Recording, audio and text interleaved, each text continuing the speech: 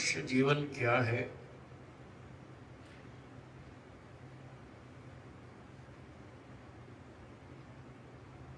इसका उद्देश्य क्या है? हम कौन हैं, कहां से आए, क्यों आए, आगे कहां जाएंगे?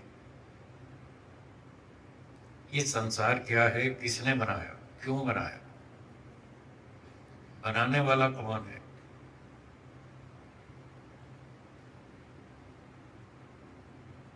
जब हम संसार में आते हैं, जन्म लेते हैं, तो कुछ सुख भी मिलता है, कुछ दुख भी मिलता है। तो बहुत से प्रश्न उठते हैं मन में, ये सब क्या है? इन 3-4 दिनों में हम इन प्रश्नों पर विचार करेंगे। थोड़ी सी बातें भूमिका के रूप में बताता हूं।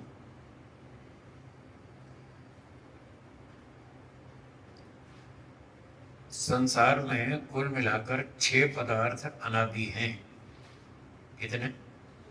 6। भाई इसकी आवाज थोड़ी सी बढ़ा सकते हैं? थोड़ी आवाज बढ़ा दी।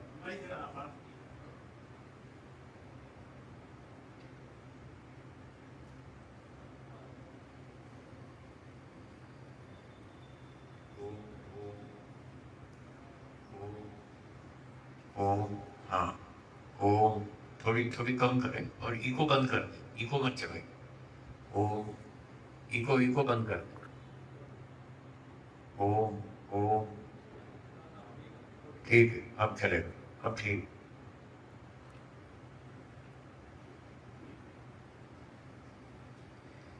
तो मैं निवेदन कर रहा था, संसार में 6 पदार्थ अनादि हैं। अब तक आपने कई बार सुना होगा 3 पदार्थ अनादि। आज सुन रहे हैं 6 पदार्थ अनादि। वो भी ठीक है, ये भी ठीक है।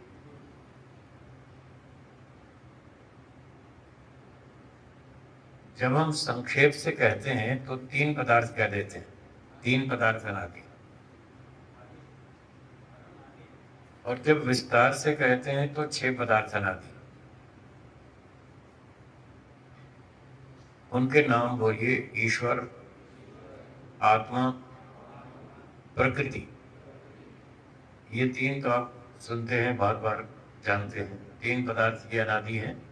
3 और भी हैं, उनके नाम बोलिए: दिशा, काल, आकाश। ये 3 और पदार्थ हैं, ये भी अनादि। तो कुल मिलाकर 6 पदार्थ अनादि हैं। दिशा, काल और आकाश। दिशा का मतलब पूर्व, पश्चिम, उत्तर, दक्षिण, वो आप जानते हैं। भूतकाल, वर्तमान काल, भविष्यत काल, ये काल की बात भी जानते हैं। आकाश खाली जगह का नाम है, स्पेस। तो ये भी हमेशा से है और हमेशा रहेंगे। अनादि का मतलब जिसका आदि ना हो। आदि शब्द का अर्थ है उत्पत्ति। तो अनादि का अर्थ हुआ जिस वस्तु की उत्पत्ति कभी नहीं हुई, उसको बोलेंगे अनादि। जिस वस्तु की उत्पत्ति कभी नहीं हुई उसको क्या बोलेंगे?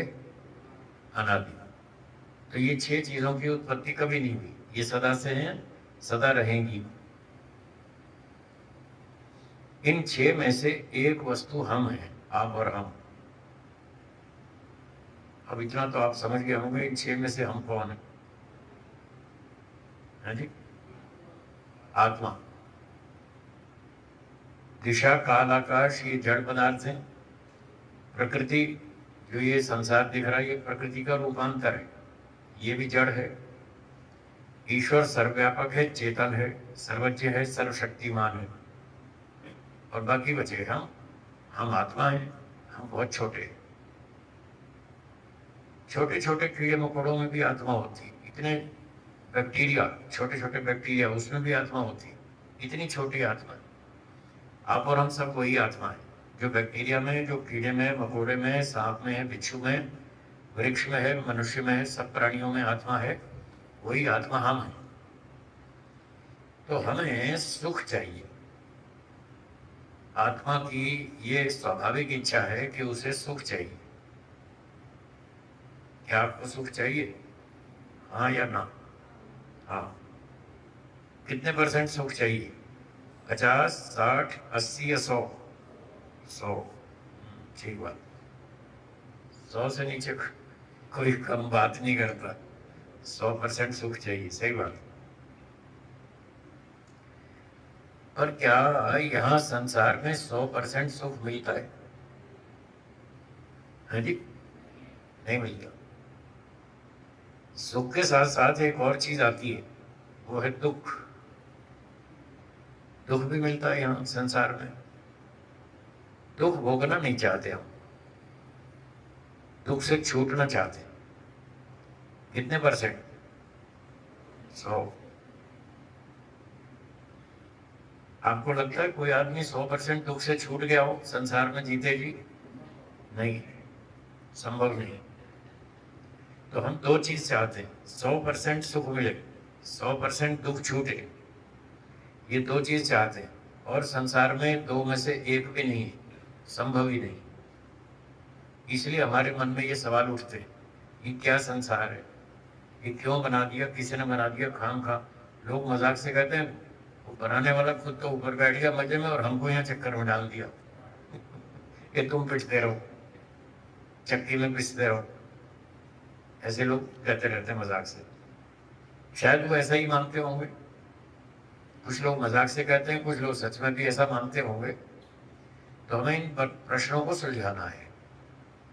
तो वेदों में ईश्वर ने जब ये संसार बनाया, आज से करोड़ों वर्ष पहले, तो वेदों में इन सारे प्रश्नों के उत्तर दे रखे हैं। जो प्रश्न मैंने अभी आपके सामने रखे थे, इन सारे प्रश्नों के उत्तर वेदों में दे रखे। हमारे देश में लाखों ऋषि हो चुके, सृष्टि के आरंभ से लेकर महर्षि दयानंद जी तक लाखों ऋषि बन चुके हैं, बड़े बड़े विद्वान, वेदों के धुरंधर और योगी, तपस्वी, वैरागी, सन्यासी, समाधि लगाने वाले, ईश्वर की अनुभूति करने वाले, ऐसे लाखों लोग हो चुके हैं। तो हमारा ये सौभाग्य है कि हमारा जन्म भी यही भारत में हुआ, इसी देश में हमको ये विद्या प्राप्त हो रही है। ये हमारा सौभाग्य है। विदेशों में ये प्राय नहीं मिलती है विद्या। तो ऋषियों ने इन शास्त्रों को, वेदों को पढ़ा और हमारे लिए, जनता के लिए सरल भाषा में छोटे छोटे ग्रंथ बना दिए। उन ग्रंथों में से एक ग्रंथ है सांख्य दर्शन। क्या नाम? सांख्य दर्शन। इसके बनाने वाले थे महर्षि कपिल। कौन थे? महर्षि कपिल जी। उन्होंने ये दर्शन बनाया। इसमें जो बातें लिखी वो तो वेदों की है, उन्होंने तो असेंबल कर दिया। पीछे से परंपरा से ये बातें चली आ रही हैं वेदों की, इनको पढ़ो, समझो, अपने जीवन में उतारो और इन दुखों से छूटो। तो ये जो सांख्य दर्शन है, इसका उद्देश्य है सब दुखों से छुड़ाना। जो भी व्यक्ति संसार में जन्म लेता है उसको बहुत सारे दुख भोगने पड़ते हैं। तो महर्षि कपिल जी ने उसको समझाने के लिए थोड़ा शॉर्टकट में 3 प्रकार के दुख बना दिए। मतलब सारे दुखों को 3 भाग में बांट दिया। पहला दुख है आध्यात्मिक दुख। बोलिए, आध्यात्मिक दुख। दूसरा आधि भौतिक दुख। दूसरा आधि भौतिक। और तीसरा है आधि दैविक दुख। तीसरा कौन सा? ये 3 प्रकार के दुख हैं संसार में। तो सारे दुख जो भी हैं वो 3 में समाविष्ट हो जाते हैं। और हम और आप अभी बात कर रहे थे कि एक भी दुख भोगना नहीं चाहते, हम इन दुखों से छूटना चाहते हैं।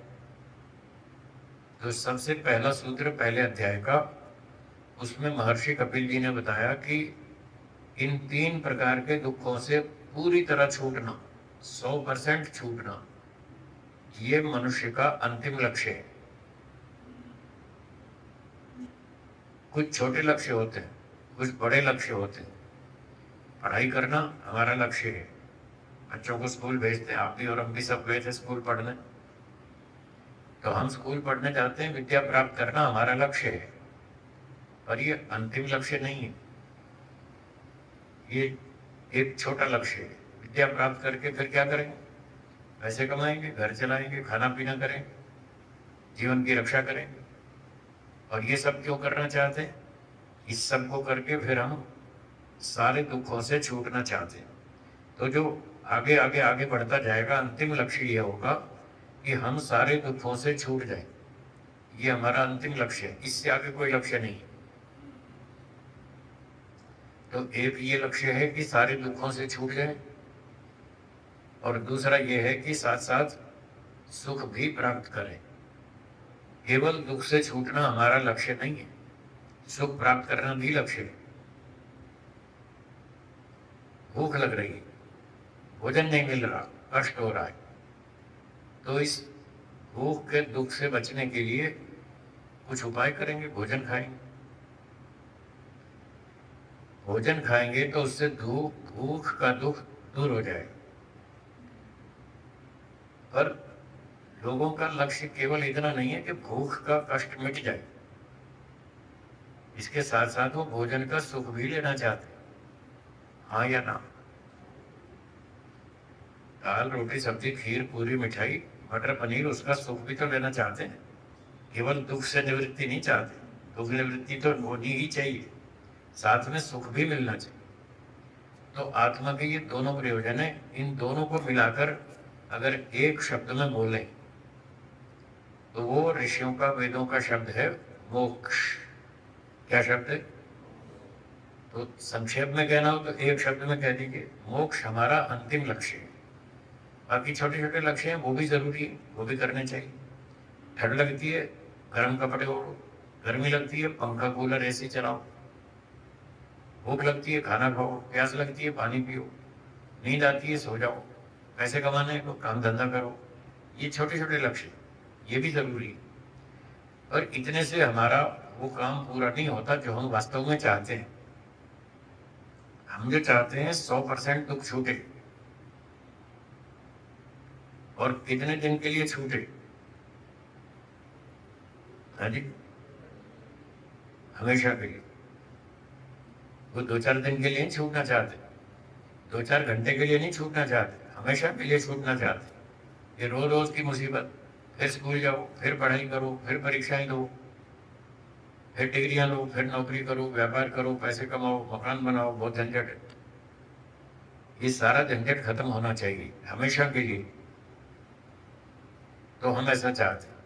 और जो सुख चाहते हैं वो भी थोड़ी देर के लिए नहीं चाहते, कोई 2-4 घंटे का सुख नहीं चाहते। सुख भी लगातार मिलना चाहिए, करोड़ों अरबों खरबों वर्षों तक, लंबे समय तक हमें लगातार सुख चाहिए, ऐसा हम चाहते हैं। तो इन दोनों चीजों को मिलाकर मोक्ष कहते हैं। यद्यपि मोक्ष से भी एक दिन वापस तो आना पड़ेगा, फिर भी वो काफी लंबा है। इतना लंबा है कि उतने में आप थक जाएंगे। आप कितना भी अच्छा सुख भोगे, बढ़िया से बढ़िया, एक सीमा के बाद फिर आप उससे थक जाएंगे। आपको मिठाई अच्छी लगती है, जलेबी अच्छी लगती है, गुलाब जामुन अच्छा लगता है, खाते हैं तो सुख भी मिलता है, पर कितना खाएंगे? एक सीमा है, उस सीमा के बाद आप थक जाएंगे, बोर हो जाएंगे, बस भाई बंद करो, बहुत खा लिया। फिर जो खाने वाले चालाक लोग हैं, चतुर लोग हैं, वो कहते हैं भाई 4 रसगुल्ले तो खा लिए, अब और मीठा नहीं खाया जा रहा, तो बीच में 2 पकौड़े खा लेते हैं नमकीन, थोड़ा चेंज हो जाएगा। तो जब मीठा खा खा के थक जाते हैं तो थोड़ा चेंज होना चाहिए, परिवर्तन होना चाहिए। फिर 2 पकौड़े खा लेंगे, फिर 1 रसगुल्ला खा लेंगे। अभी इच्छा खत्म नहीं हुई है, और खाने की इच्छा है, फिर बीच में 1 समोसा खा लेंगे, थोड़ा नमकीन चटपटा हो जाए, चेंज हो जाए, फिर 1 और खा लेंगे। तो कितना भी खाओ फिर भी एक सीमा आएगी जब आप खाना पीना बंद कर देंगे, बस भाई बहुत खा लिया और जगह नहीं पेट में। तो इस प्रकार से आत्मा जो है वो अल्प सामर्थ्य वाला है। कैसा है? अल्प सामर्थ्य, उसका सामर्थ्य सीमित है, थोड़ा है, उसकी एक सीमा है, उसके बाद वो फिर बोर हो जाता है, थक जाता है, फिर कहता है थोड़ा चेंज होना चाहिए, चेंज करो। जब चेंज करता है तो फिर ठीक हो जाता है, फिर अच्छा लगता है, फिर वो वापस दोबारा उसी पे आ जाता है। तो मोक्ष में ईश्वर का आनंद मिलता है, बहुत बढ़िया आनंद मिलता है। प्रकृति में उसके तुल्य कोई आनंद नहीं। आपको जो भी सुख अच्छा लगता हो, सबसे अच्छा लगता हो, खाने का, पीने का, घूमने फिरने का, जो भी, उस सुख का 1 लाख गुना उच्च स्तर की कल्पना करें। रसगुल्ला अच्छा लगता है, मिठाई अच्छी लगती है, उसमें जितना सुख मिलता है उससे 1 लाख गुना हाई क्वालिटी का सुख वो मोक्ष में मिलता है। सबसे बढ़िया सुख है, उससे बढ़िया कोई सुख नहीं है, वो ईश्वर का अपना सुख है। अभी जो रसगुल्ले में, मिठाई में खा रहे हैं, सुख ले रहे हैं, ये प्रकृति का सुख है, ये थोड़ी देर का है, थोड़ी देर बाद इससे हम बोर हो जाएंगे। इसकी क्वालिटी बहुत घटिया है, इसकी क्वालिटी भी घटिया है, और हमारी इंद्रियों का सामर्थ्य भी बहुत कम है, इसलिए थोड़ी देर में भौतिक सुख से हम तंग आ जाते हैं, छोड़ देते हैं, बंद कर देते हैं। पर ईश्वर के सुख की क्वालिटी बहुत अच्छी है, बहुत ऊंची है, उसको हम करोड़ों, अरबों, खरबों वर्षों तक भोग सकते हैं, और उसकी भी एक सीमा है, फिर हम उसके बाद हम वहां भी थक जाएंगे, फिर कहेंगे चेंज होना चाहिए, परिवर्तन, बस परिवर्तन हमेशा चाहिए। आत्मा हमेशा अनंत काल तक एक स्थिति में नहीं रह सकता, क्योंकि वो अल्प शक्तिमान है, सर्वशक्तिमान नहीं है। ईश्वर सर्वशक्तिमान है, उसमें अनंत सामर्थ्य है, वो सदा एक स्थिति में रहता है, रह सकता है और रहता भी है। ईश्वर सदा आनंद में रहता है, कभी दुखी होता है? ईश्वर कभी दुखी नहीं होता। और हम और आप कभी सुखी कभी दुखी, फिर सुखी हो जाते हैं, फिर दुखी हो जाते हैं, फिर दुख हट जाता है, सुख आ जाता है, सुख हटता है, दुख आ जाता है। हमारा तो होता रहता है चेंज, पर ईश्वर सदा एक ही स्थिति में रहता है, सदा आनंद में रहता है, कभी दुखी नहीं होता, उसकी शक्ति अनंत है, इसलिए वो रह सकता है। और आत्मा बढ़िया से बढ़िया मोक्ष प्राप्त करके भी अनंत काल तक मोक्ष में नहीं रह सकता। फिर जब वो थक जाता है तो ईश्वर वापस भेज देता है संसार में, जाओ भाई चेंज हो जाएगा, तुम्हें चेंज ही तो चाहिए, जाओ संसार में, चेंज हो जाएगा। और वो मोक्ष का समय बहुत लंबा है। चलिए मेरे साथ बोलिए, 31 नील 10 खरब 40 अरब वर्ष, इतने समय तक आत्मा मोक्ष में रहेगा, मोक्ष में रहेगा, एक भी दुख नहीं आएगा। जो हम चाहते हैं ना 100% दुख से छूट जाए, यही स्थिति है, 100% दुख से छूट जाएंगे, एक भी दुख नहीं आएगा, और 100% बढ़िया ईश्वर का आनंद मिलेगा, उससे हमारी पूरी तृप्ति हो जाएगी। इतनी ऊंची क्वालिटी का सुख है ईश्वर का, उससे हमारी पूरी तृप्ति हो जाएगी, सारी इच्छाएं शांत हो जाएंगी, और हम ये महसूस करेंगे जो चाहिए था मिल गया, अब कोई इच्छा बाकी नहीं है, जो करना था कर लिया, जो चाहिए था मिल गया, बस अब कुछ नहीं चाहिए। ऐसी बढ़िया अनुभूति है वो ईश्वर के आनंद की। और 31 नील 10 खरब 40 अरब वर्ष तक लगातार इतना आनंद भोगेंगे। यह है मुक्ति का समय। जब इतना समय पूरा हो जाएगा फिर हम थक जाएंगे, फिर कहेंगे हे भगवान थोड़ा चेंज करो, बस मीठा खा खा के बोर हो गए, अब थोड़ा चेंज करो। तो फिर ईश्वर चेंज कर देगा, फिर संसार में भेज देगा, फिर यहाँ नए सिरे से मोक्ष की दोबारा यात्रा शुरू हो जाएगी। और यहाँ पर भी काफी दिनों तक चक्कर काटना पड़ेगा। फिर जब ये समझ में आएगा कि संसार में दुख है, धीरे धीरे योग्यता बढ़ेगी, समझ में आएगा संसार में दुख है, सुख तो है, उसके साथ साथ दुख भी है बहुत सारा। फिर आप कहेंगे नहीं नहीं हमें दुख स्वीकार नहीं है, दुख नहीं चाहिए। फिर नहीं चाहिए तो फिर चलो वही मोक्ष में, फिर दोबारा मोक्ष में जाएंगे। जब यहाँ बोर हो जाएंगे तो मोक्ष में जाएंगे, मोक्ष में बोर हो जाएंगे तो यहाँ जाएंगे, बस ये चक्कर चलता रहेगा। इसी को समझना, ये सारा लिखा है सांख्य दर्शन, योग दर्शन में, न्याय दर्शन में, वेदों में, सब शास्त्रों में यही लिखा है। ये सृष्टि चक्र अनादिकाल से चल रहा है। हम आत्माओं के लिए संसार बनाया। एक प्रश्न था ना, किस लिए बनाया? हमारे लिए बनाया, आपके लिए, हमारे लिए। क्यों बनाया? दो कारण योग दर्शन में लिखे, सांख्य में भी लिखे। एक तो हमारे पिछले कर्मों का फल देने के लिए। बोलिए, ईश्वर ने हमारे पिछले कर्मों का फल देने के लिए संसार बनाया, एक कारण। और दूसरा, आगे मोक्ष प्राप्त करने के लिए संसार बनाया। दूसरा क्या? ये दो कारण है। आपको भी, मुझे भी, कीड़े मकोड़े को, सबको मोक्ष में जाना है। सबको 100% सुख चाहिए। दुख से सब छूटना चाहते हैं, कीड़ा मकोड़ा हो, मक्खी मच्छर हो, कोई भी हो, उनको भी मोक्ष चाहिए। हाँ, वो उस कीड़े मकोड़े की योनि से सीधा मोक्ष में नहीं जा पाएंगे, ये ठीक है, सीधा तो नहीं जा पाएंगे, पर जाना वो भी चाहते हैं। वो अपना दंड भोग रहे हैं, जो उन्होंने गड़बड़ की, पाप किए, कीड़े मकोड़े की योनि में अपना दंड भोग रहे हैं। जब अपना दंड भोग के वापस मनुष्य बनेंगे, फिर वो भी हमारी तरह सोचेंगे, हमें तो यहाँ बहुत झंझट है, इससे निकलना है। फिर वो भी हमारी तरह सोचेंगे, फिर हम भी जोर लगाएंगे, वो भी जोर लगाएंगे, एक एक करके सब मोक्ष में जाएंगे। एक साथ नहीं जाएंगे। एक साथ तो इतने लोग भी नहीं जाएंगे जो यहाँ बैठे 50 लोग, एक साथ तो ये भी नहीं जाएंगे। कभी कभी लोग कहते हैं जी सारे मोक्ष में चले जाएंगे तो संसार कैसे चलेगा? तो मैं कहता हूँ आप संसार की चिंता ना करें, वो जो चला रहा है चला लेगा, उसकी चिंता है, वो आपकी नहीं है। आप संसार चला रहे हैं जी, आप अपनी दुकान चलाओ, वही बहुत है। अपना घर चलाओ, दुकान चलाओ, इतना काफी है। संसार की क्या चिंता करनी? वो तो जो चला रहा है वो चला लेगा।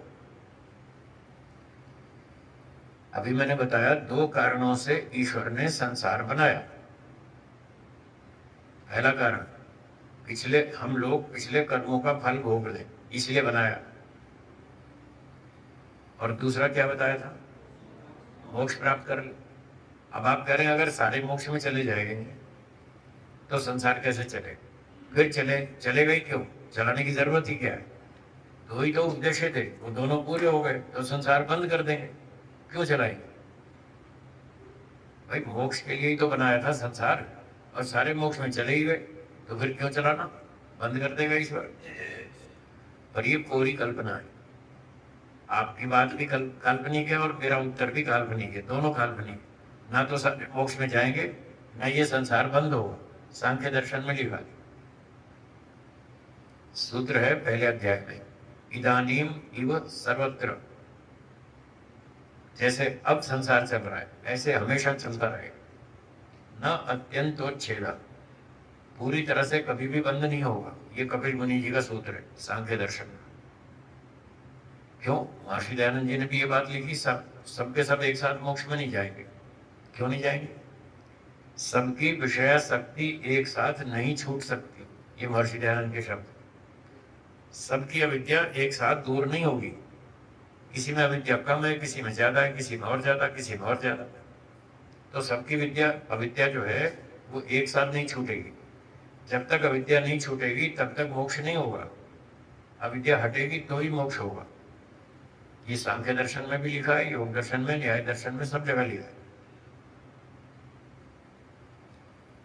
बंधन का कारण तस्य हेतु अविद्या, योग दर्शन में लिखा है। बंधन का कारण वो है अविद्या। अविद्या हटेगी तो बंधन हटेगा, मोक्ष में हो जाएंगे लोग। ऐसे ही सांख्य में बताया, तद योगो अपि अविवेकात् न समानत्वम। आत्मा और प्रकृति का जो ये बंधन है, इसका कारण है अविवेक। योग दर्शन में उसको अविद्या कहते हैं, सांख्य में उसका नाम अविवेक। दोनों का अर्थ एक ही है, एक ही बात। अविवेक अर्थात अविद्या के कारण ही आत्मा शरीर में बंधा हुआ है। जब अविवेक हट जाएगा, अविद्या हट जाएगी, उसका मोक्ष हो जाएगा। तो सबकी अविद्या एक साथ हटेगी नहीं। 100 विद्यार्थी पढ़ते हैं, परीक्षा देते हैं, क्या सबके नंबर एक जैसे आते हैं? है जी? नहीं आते ना। बस तो सबके नंबर एक जैसे नहीं। किसी के कम, किसी के ज्यादा, जिसको जितना समझ में आया उतने अच्छे उत्तर लिखे, उतने अच्छे नंबर मिले। तो ऐसे ही सबकी अविद्या भी एक साथ नहीं छूटेगी, बारी बारी से छूटेगी। जिसकी अविद्या छूट जाएगी वो यहाँ जन्म नहीं लेगा, फिर वो मोक्ष में जाएगा। एक जाएगा, एक वापस भी आएगा, संसार खाली नहीं होगा, वो चलता रहेगा। 50 लोग मोक्ष में जाएंगे, 50 वापिस आ जाएंगे, संख्या बराबर बनी रहेगी, बारी बारी से जाते रहेंगे और आते रहेंगे। ये सारा संदेश सांख्य दर्शन में, योग न्याय आदि सभी दर्शनों में और वेदों में है। तो हमें इन बातों को ऐसे समझना। फिर जो लोग कहते हैं कि ये जो संसार है किसने बनाया, इसका उत्तर है ईश्वर ने बनाया। किसने बनाया? ईश्वर ने बनाया। किसके लिए बनाया? हमारे लिए बनाया। क्या क्या बनाया? संसार में क्या क्या वस्तुएं बनाई, उसका उत्तर सांख्य दर्शन में एक सूत्र है पहले अध्याय का, वो मैं आपको बताता हूं, जिससे आपको थोड़ा पता चल जाए कि भगवान ने संसार में क्या क्या चीजें बनाई। मॉडर्न साइंस अब तक उसको नहीं समझ पाई। जो अब मैं बताने वाला हूँ सांख्य दर्शन में महर्षि कपिल जी ने जो बताया, वो मॉडर्न साइंस अब तक वहां नहीं पहुंची। तो पहले अध्याय में 61वां सूत्र है, 61। उस सूत्र में बताया कि ईश्वर ने संसार कैसे बनाया, क्या क्या बनाया। तो अभी हम बात कर रहे थे अनादि पदार्थ कितने? 6। उनके नाम बोलिए। ईश्वर, आत्मा, प्रकृति, दिशा, काल और आकाश। तो इसमें जो 3 नंबर पे बताया था प्रकृति, वो अनादि है, सदा से है, उसकी उत्पत्ति कभी नहीं हुई। तो जब ईश्वर ने संसार बनाया तो प्रकृति से बनाया। प्रकृति पहले मटेरियल चाहिए। आप रोटी बनाएंगे तो पहले आटा चाहिए, आटे के बिना रोटी बनेगी? नहीं बनेगी। अच्छा, आटे से रोटी अपने आप बनेगी या आप बनाएंगे? हाँ, अपने आप नहीं बनती रोटी। पंखा, रेडियो, टीवी, कंप्यूटर, बिल्डिंग, घड़ी, कोई भी चीज अपने आप नहीं बनती, बुद्धिमत्ता से बनाई जाती है, सिस्टम से बनाई जाती है। एक छोटी सी लोहे की सुई भी अपने आप नहीं बनती है, उसमें भी बहुत बुद्धिमान लोग उसको फैक्ट्री में तैयार करते हैं। पतली सी सुई जो डॉक्टर लोग इंजेक्शन लगाते हैं, वो इंजेक्शन वाली सुई भी बहुत दिमाग लगाना पड़ता है, तब जाके सुई बनती है।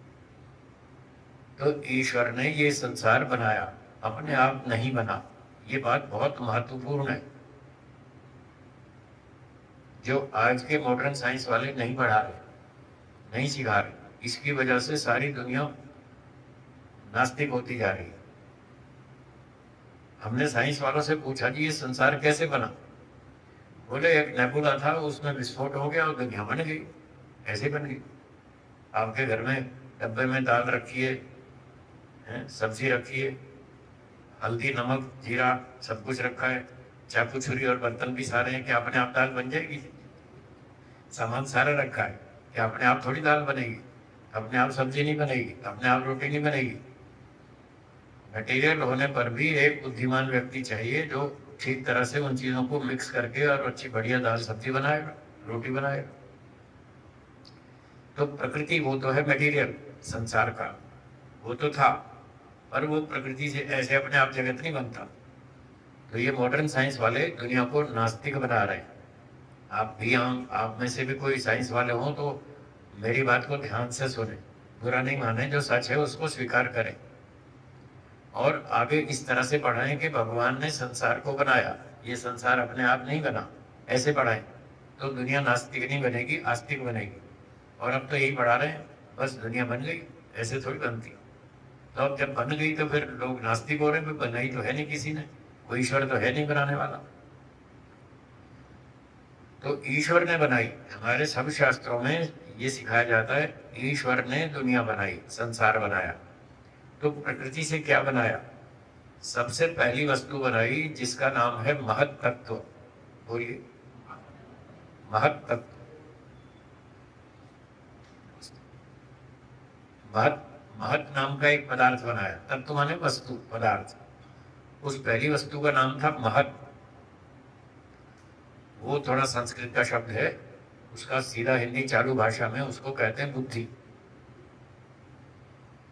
जिस बुद्धि से आप निर्णय लेते हैं वो पहले, सबसे पहले वो चीज बनाई बुद्धि, और सब जीवात्माओं को थोड़ी थोड़ी बुद्धि बांट दी, एक एक माइक्रो मिलीग्राम बुद्धि सबको बांट दी। ये समझने के लिए बोल रहा हूँ, माइक्रो मिलीग्राम हाँ, थोड़ी थोड़ी बांट दी सबको, भाई अपनी जेब में रखो, आगे काम आएगी। फिर महतत्व के बाद दूसरी वस्तु बनाई, उसका नाम है अहंकार। क्या नाम? अहंकार। जैसे आप दूध से दही बनाते, दही से फिर मक्खन बनाते, छाछ बनाते, फिर मक्खन से घी बनाते, घी से मिठाई बनाते हैं, एक के बाद एक नई नई चीजें बनाते जाते हैं। ईश्वर ने भी ऐसा ही किया। जो प्रकृति थी उससे पहली वस्तु क्या बनाई? महत। हाँ, क्या बनाई? महत, बुद्धि। फिर थोड़ी थोड़ी बुद्धि बांट दी और बाकी जो बुद्धि बच गई उस बुद्धि में कुछ और सत्वरतम मटेरियल डाला और फिर उसको घुमाया और घुमा करके दूसरी वस्तु बनाई। जैसे आपने दूध में खट्टा डाला और दही बनी, ठीक है, ऐसे ईश्वर ने दूसरी वस्तु बनाई, उसका नाम अहंकार। वो अहंकार भी एक इंस्ट्रूमेंट है, जैसे बुद्धि, बुद्धि एक इंस्ट्रूमेंट है। इसकी सहायता से आत्मा निर्णय लेता है, मैं ये काम करूंगा। ये जो आप डिसीजन लेते हैं, मैं ये काम करूंगा और ये काम नहीं करूंगा, ये जो फाइनल डिसीजन लेते हैं ये बुद्धि की सहायता से लेते हैं। तो ईश्वर ने बुद्धि बनाई, थोड़ी थोड़ी बांट दी सबको। फिर दूसरी चीज बनाई अहंकार। अहंकार एक और दूसरा पुर्जा है, उसकी सहायता से आत्मा ये महसूस करता है मैं हूं। क्या आप सब लोग ऐसा अनुभव करते हैं, मैं हूं? हाँ जी, आप ऐसा अनुभव करते हैं मैं हूं? कोई ऐसा भी सोचता है मैं नहीं हूं? मैं नहीं हूं, ऐसा तो कोई भी नहीं सोचता। सब सोचते हाँ हाँ मैं हूं, मैं देखता हूँ, मैं सुनता हूँ, खाता हूँ, पीता हूँ, सोचता हूँ, सुखी होता हूँ, दुखी होता हूँ, तो मैं हूं ना कुछ। तो ये जो मैं हूं की अनुभूति है, ये भी अहंकार तत्व की सहायता से है। अगर आत्मा से अहंकार तत्व छीन लिया जाए तो वो पत्थर की तरह बेहोश हो जाएगा, उसको होश ही नहीं रहेगा, मैं कुछ हूं भी या नहीं हूं, पता ही नहीं चलेगा। जैसे पत्थर को पता नहीं चलता, पत्थर को पता चलता है मैं हूं? नहीं पता चलता, वो तो जड़ है। आत्मा को पता चलता है मैं हूं, तो ये अनुभूति उसको अहंकार तत्व की सहायता से होती है। इसके बाद फिर तीसरी वस्तु बनाई ईश्वर ने, मन। तीसरा क्या बनाया? मन। मन से हम सोचते हैं, विचार करते हैं, ये काम करूं या ना करूं, अच्छा है या बुरा है, फायदा होगा या नुकसान होगा। ये जो चिंतन करते हैं, विचार करते हैं, सोचते हैं, इसके लिए अलग इंस्ट्रूमेंट है मन। और मन में बहुत सारे संस्कारों को स्टोर कर लेते हैं, जमा कर लेते हैं। फिर उन संस्कारों से पुरानी बातों को याद करते रहते हैं, स्मृतियां उठाते रहते हैं। आपने चंडीगढ़ देखा, बंबई देखा, दिल्ली देखा, हैदराबाद देखा, लखनऊ देखा, जो जो नगर देखे वो उनकी स्मृतियां हैं आपके पास, उनके संस्कार यहाँ मन में जमा हो जाते हैं। फिर जब चाहे हम उसको याद कर लेते। तो ऐसा एक इंस्ट्रूमेंट है मन, वो तीसरे नंबर पे बनाया। फिर उसके साथ पैरेलल 5 ज्ञानेंद्रियां बनाई ईश्वर ने। क्या बनाया? और 5 कर्मेंद्रियां बनाई। क्या बनाया? और 5 तन मात्राएं बनाई। क्या बनाया? तो एक मन और ये 15, 16 आइटम बनाई। 5 ज्ञानेंद्रियां, 5 कर्मेंद्रियां, 5 तन मात्राएं, 15 ये और एक मन, 16 आइटम बनाई अहंकार से। किससे बनाई? अहंकार से। तो अब तक 18 चीजें बन गई। ये साथ साथ बनी, साथ साथ, एक साथ। आजकल इनके रसोई गैस में 4-4 चूल्हे होते, 4-4 बर्नर होते। इधर दाल पकती है, इधर सब्जी पकती है, इधर रोटी भी बनती रहती है, साथ साथ बनते हैं कई सारे काम। तो ईश्वर ने मन मन बनाया, इंद्रियां बनाई, ये सब साथ साथ बनाई, 16 चीजें अहंकार से बनाई। ठीक है, सबसे पहला महातत्व बनाया, पहले महातत्व बनाया, महातत्व से अहंकार बनाया, अहंकार से 16 चीजें बनाई। थोड़ा थोड़ा महातत्व सबको बांट दिया, जो बच गया उससे नेक्स्ट आइटम बनाई। मान लो 100 लीटर दूध है हमारे पास है, हाँ, महातत्व का नाम बुद्धि है। मान लो हमारे पास 100 लीटर है दूध, तो हमने 10 लीटर दूध सबको पिला दिया थोड़ा थोड़ा, बाकी 90 लीटर जो दूध बचा उसमें खट्टा डाल के दही बना दो। अब थोड़ी थोड़ी दही खिला दी, फिर जो दही बची उसमें पानी डाल करके उसको छाछ बना दी और मक्खन बना दिया। उसी आइटम से अगली अगली चीज बनाते जा रहे हैं। दूध भी पिलाया, दही भी खिलाई, फिर मक्खन भी खिलाया, छाछ भी पिलाई, जो मक्खन बच गया उससे घी बना लिया, थोड़ा थोड़ा घी भी खिलाया, फिर घी से फिर मिठाई बनाई, थोड़ी थोड़ी मिठाई भी खिलाई। जैसे हम सारी चीज़ों का लाभ लेते हैं, ऐसे ईश्वर ने महातत्व बनाया, थोड़ा थोड़ा महातत्व सबको बांट दिया। फिर अहंकार बनाया बचे हुए महातत्व से, फिर अहंकार थोड़ा थोड़ा बांट दिया, फिर उस बचे हुए अहंकार से 16 चीजें बनाई। 16 में से 11 चीजें तो सबको बांट दी, मन, ज्ञानेंद्रियां, कर्मेंद्रियां, 11-11 तो सबको बढ़ गई। और जो तन्मात्राएं थी ढेर सारी, उसमें से थोड़ी सी तन्मात्राएं भी बांट दी सबको अलग अलग, इंडिविजुअल। अब हर व्यक्ति के पास 18-18 चीजें हो चुकी हैं, और इतनी बांटने के बाद फिर बहुत सारी तन्मात्राएं बची, इतनी क्वांटिटी में बनाई कि बहुत सारी बच जाए। तो 18 फिर से गिन लीजिए। पहली चीज क्या थी? बुद्धि। दूसरी वस्तु अहंकार, 2 हो गए। तीसरी वस्तु मन, 3 हो गए। 5 ज्ञानेंद्रियां, 8 हो गए।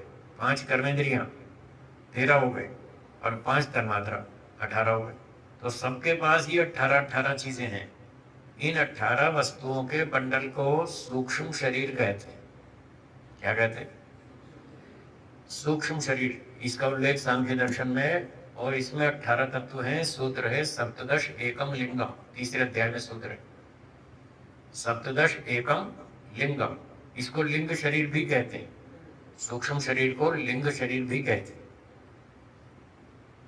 तो ये 18-18 चीजें सबके पास है। ये बहुत छोटी हैं, दिखती नहीं है, माइक्रोस्कोप से भी नहीं दिखती है, इलेक्ट्रॉन माइक्रोस्कोप से भी नहीं दिखती हैं। इसलिए मैं कह रहा हूँ, कपिल मुनि जी ने जो बातें बताई, मॉडर्न साइंस अब तक वहां नहीं पहुंची है। ये 18 चीजों के बारे में नहीं जानती मॉडर्न साइंस। फिर जो तन्मात्राएं बची, उसमें और मटेरियल डाला, प्रकृति वसंत रचता, और फिर उसको घुमा करके पंच महाभूत बनाए। क्या बनाए? पंच महाभूत वो आप जानते ही हैं, पृथ्वी, जल, अग्नि, वायु, आकाश, ये पंचभूत बनाए ईश्वर ने। तो 18 और 5 कितने हो गए? 23 पदार्थों की रचना ईश्वर ने की। ये जो संसार बनाया, इसमें 23 पदार्थ बनाए, 23 और एक ओरिजिनल प्रकृति थी, टोटल 24 हो गए। प्रकृति तो अनादि है, और उस प्रकृति से ये 23 वस्तु बनाई। ये है सारी सृष्टि। फिर जो पंचमहाभूत बनाए, पृथ्वी, जल, अग्नि, वायु, आकाश, फिर इनका सम्मिश्रण किया, मिक्सचर किया, और मिक्सचर कर करके प्राणियों के स्थूल शरीर बनाए। चींटी, मक्खी, मच्छर, कीड़ा, मकोड़ा, ये जो सामने दिख रहा है, ये स्थूल शरीर है। ये 5 चीजों से बना है। इसमें 5 आइटम, और सूक्ष्म में कितनी? 18। सूक्ष्म में कितनी? 18, और स्थूल में 5। पृथ्वी, जल, अग्नि, वायु, आकाश, इन 5 का सम्मिश्रण करके ये स्थूल शरीर बनाए। गाय, घोड़ा, कुत्ता, शेर, भेड़िया, हाथी, वृक्ष आदि, कीड़े मकोड़े, बैक्टीरिया, ये सारी चीजें, ये सारे, इसको बोलते हैं स्थूल शरीर। ये 5 स्थूल भूतों से बना, जिसको हम पंच महाभूत कह रहे हैं। इसको महाभूत भी कहते हैं, स्थूल भूत भी कहते हैं। पृथ्वी, जल, अग्नि, वायु, आकाश। तो इनका सम्मिश्रण करके फिर प्राणियों के स्थूल शरीर बनाए। तो जब आत्मा को ये 2 शरीर मिल जाते हैं, ईश्वर ने बना बना करके दे दिए, हैंड ओवर कर दिए, लो ये तुम्हारा 18 चीजों का सूक्ष्म शरीर, और ये स्थूल शरीर पंचमहाभूत का। अब 2 शरीर मिल गए, अब उसको पूरा होश आए। अब वो खाएगा, पिएगा, फिर काम करेगा, सोचेगा, चलेगा, फिरेगा, सारे काम करेगा। इसके बिना उसको होश नहीं आता जब तक उसके पास ये दोनों शरीर ना हो। अब जो मूल प्रकृति थी, नित्य अनादि प्रकृति, उसी प्रकृति से ये दोनों शरीर बनाए गए, हाँ या ना? तो वो जो प्रकृति वाला मूल प्रकृति है, जो मूल तत्व है, वो इन दोनों का कारण है। जैसे आटा रोटी का कारण, ईंट पत्थर मकान का कारण। तो इसलिए प्रकृति, क्योंकि दोनों शरीरों का कारण है, इसलिए प्रकृति को कारण शरीर कहते हैं। उसका ये नाम है कारण शरीर। वो इसीलिए कारण शरीर क्योंकि ये दोनों शरीर उसी से बने। तो इस तरह 3 शरीर होते हैं। सत्यार प्रकाश के 9वें समोल्लास में लिखा 3 शरीर होते हैं, स्थूल शरीर, सूक्ष्म शरीर, कारण शरीर। तो स्थूल शरीर में कितने पदार्थ? 5। सूक्ष्म शरीर में कितने पदार्थ? 18। और कारण शरीर में कितने पदार्थ? 1, प्रकृति। बस ये 3 शरीर, ये सारा मटेरियल, जड़ पदार्थ।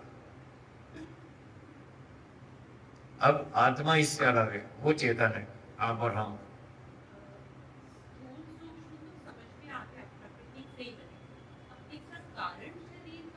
प्रकृति का ही नाम कारण शरीर है।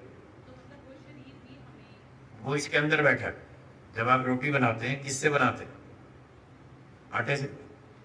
क्या आटे के बिना रोटी बनेगी? जब रोटी बन गई तो आटा रोटी के अंदर है या गायब हो गया? है ना?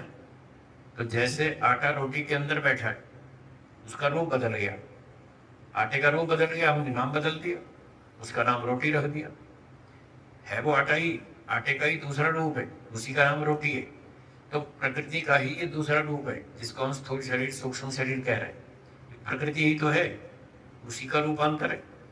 तो जैसे आटा रोटी के अंदर घुस के बैठा है, आटे के बिना रोटी नहीं बनेगी, आटा उसका कारण है। ऐसे ही प्रकृति इन दोनों शरीरों के अंदर घुस के बैठी है, उसके बिना ये बनेगी नहीं शरीर, इसलिए उसको कारण शरीर कहते हैं। तो कारण शरीर तो इसके अंदर ही है। हाँ, इसके अंदर ही है, पर बोलने को समझने के लिए तो समझना पड़ेगा ना। जैसे हम बोलेंगे रोटी किससे बनती है? आटे से। तो आटा रोटी का कारण है, ऐसा बोलेंगे। बस ऐसे ही प्रकृति से जगत बनता है, तो जगत का कारण प्रकृति है, ऐसे बोले। बस बोलने के लिए उसका नाम कारण शरीर। तो 3 शरीर हो गए। बोलिए। बनी नहीं है, उसी का नाम प्रकृति है। सत्व रज और तम तीनों के समुदाय का नाम प्रकृति है। ये बना नहीं है, ये अनादि है, ये अनादि है। प्रकृति सत्व रज तम का ही नाम है, और वो नित्य है, अनादि है। वो उसकी रचना नहीं की ईश्वर ने। ऐसे ऐसे प्रकृति अनादि। वो जड़ है, चेतन नहीं। आत्मा चेतन है, ईश्वर चेतन। ठीक हो गए?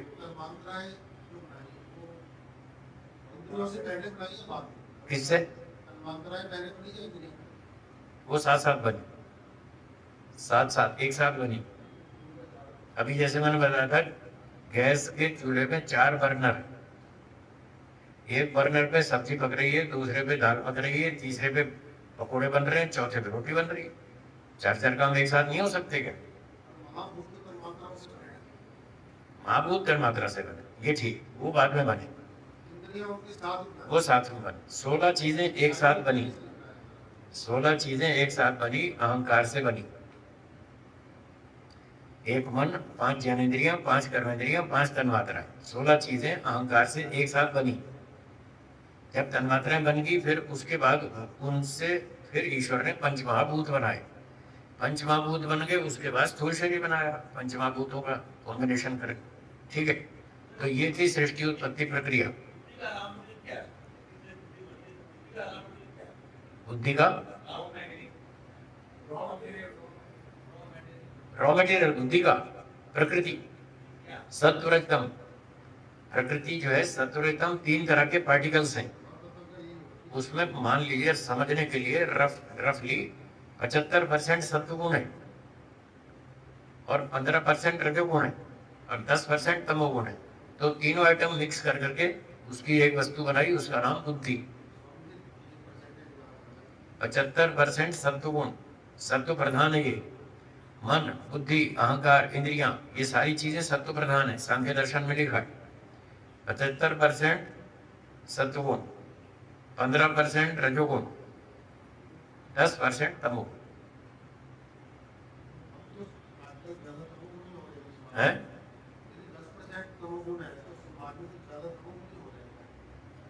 वो तो अलग बात है। जो अब मैन्युफैक्चरिंग की जो रेशो है वो बताई मैंने। अगर इसमें 50-60% तमोगुण होता बुद्धि में, तो ये कभी आपका मोक्ष होने नहीं देती। ईश्वर ने जानबूझ के सत्वगुण प्रधान बनाई ताकि आपका मोक्ष हो जाए। अगर उसमें तमोगुण प्रधान होता तो मोक्ष होना ही नहीं था कभी। सुनिए सुनिए, जो एक बार बुद्धि ईश्वर ने बना दी सत्व प्रधान, उसमें हमने ये रेशो मान ली, ठीक है। अब जब हम खाना पीना करेंगे तो ब्रेन पर उसका असर पड़ेगा। शराब पियो, ब्रेन जो है वो डिस्टर्ब हो जाएगा। जब ब्रेन डिस्टर्ब होगा तो बुद्धि ब्रेन की सहायता से काम करती है, तो बुद्धि भी डिस्टर्ब हो जाएगी। उसमें क्या डिस्टर्बेंस आएगी? तमोगुण वो भर जाएगा। भले ही 10% है वो भर जाएगा, और 75% सत्वगुण है वो दब जाएगा। फिर आउटपुट बिगड़ जाएगी बुद्धि की। फिर आदमी चोरी करेगा, डकैती करेगा, मारधाड़ करेगा, लूटमार करेगा, गोली चलाएगा, अत्याचार करेगा। भांग शराब पी करके फिर बुद्धि काम नहीं करेगी, क्योंकि वहां तमोगुण के बढ़ जाने से बढ़ेगा तो ब्रेन में, शरीर में बढ़ेगा, और उसका प्रभाव पड़ेगा बुद्धि पर। बुद्धि वाला जो 10% है वो उभर जाएगा, उसमें क्वांटिटी नहीं बढ़ेगी। बुद्धि में तमोगुण की क्वांटिटी नहीं बढ़ेगी, वो उतनी ही रहेगी। बस वो सामने आ जाएगा और वो अपना इफेक्ट दिखाएगा, प्रभाव दिखाएगा। सत्वगुण पीछे चला जाएगा, वो सो जाएगा चुपचाप। आप सात्विक भोजन खाओ, बुद्धि का सत्वगुण उभरेगा। आप अच्छा सोचेंगे, अच्छा डिसीजन लेंगे, अच्छे काम करेंगे।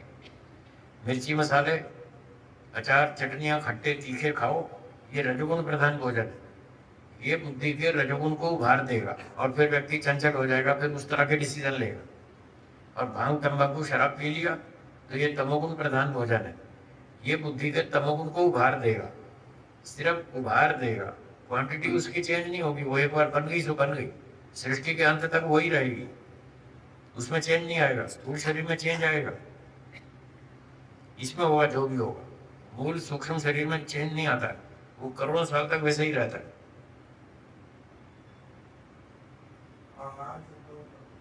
जी। हाँ, आहार शुद्ध हो, सत्व शुद्धि। आहार सात्विक खाओ तो सत्वगुण उभरेगा और डिसीजन बढ़िया होगा, फर्स्ट क्लास। हाँ जी बोलिए। जैसे आपने बोला कि पहले दूध पिला दिया, फिर दही खिला दी, तो अंदर उतर गया। तो इसी तरह से जैसे प्रकृति है, तो सबसे पहले जो जीव को दिया वो महत्व नहीं दिया, या प्रकृति भी एक नहीं, प्रकृति नहीं दी। उससे जीवात्मा कोई लाभ नहीं ले सकता, उससे कोई यूज नहीं ले सकता, इसलिए नहीं दी प्रकृति। प्रकृति से महत्व बनाया, उससे यूज ले सकता है, लाभ ले सकता है आत्मा। तो प्रकृति दी नहीं तो यूजलेस है, उससे कोई जीवात्मा लाभ नहीं ले सकता। लेता होता तो प्रलय में भी खूब लाभ लेता। प्रलय में तो खूब प्रकृति थी, पर प्रलय में तो बेहोश पड़ा रहता है, कोई फायदा नहीं उसको। ठीक हो गया? हाँ जी। सत्वरजतम सबसे छोटे कण है, स्मॉलेस्ट पार्टिकल्स। सत्वरजतम वो नित्य है, अनादि है, उसकी रचना ईश्वर ने नहीं की। ना ना ना, वो अलग चीज। इलेक्ट्रॉन प्रोटॉन अलग चीज है, सत्वरजतम नहीं है, इसके इक्विवेलेंट नहीं है। क्यों नहीं है वो भी सुनिए। हमारे शास्त्रों में, सांख्य में, दर्शनों में, उपनिषद, वेद आदि में जो सबसे स्मॉलेस्ट पार्टिकल है वो है सत्वरजतम। इससे छोटा और कुछ नहीं है, ये नित्य है, अनादि है। पर मॉडर्न फिजिक्स में जो इलेक्ट्रॉन प्रोटॉन है वो स्मॉलेस्ट पार्टिकल नहीं है।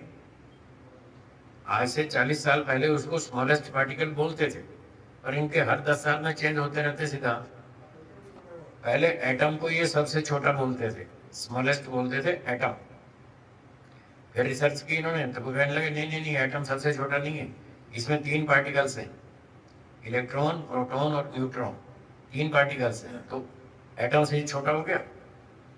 फिर इलेक्ट्रॉन प्रोटॉन से इतना छोटा है 1/2000 हिस्सा इलेक्ट्रॉन। प्रोटॉन का वजन 2000 ग्राम हो तो इलेक्ट्रॉन का वजन 1 ग्राम, इतना छोटा। फिर उससे और आगे रिसर्च हुई तो कहने लगे इलेक्ट्रॉन भी सबसे छोटा नहीं है, इससे छोटे और पार्टिकल्स हैं, उनका नाम है क्वार्क्स। QUARK, ये सिंगुलर और S लगाओ तो प्लूरल, क्वार्क्स। ये फिजिक्स की डिक्शनरी में आप देख लीजिए, वहां मिल जाएगा।